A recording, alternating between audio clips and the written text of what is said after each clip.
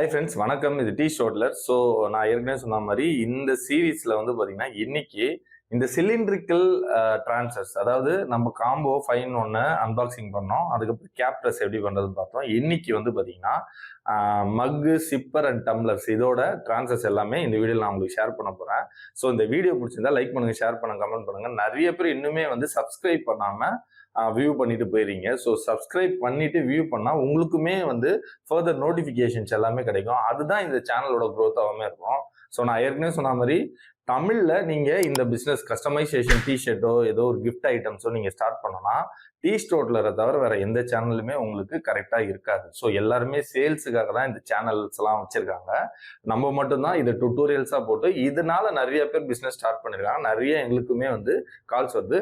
So சேனலை support பண்ணுங்க. இப்போ நம்ம வீடியோக்குள்ள போகலாம்.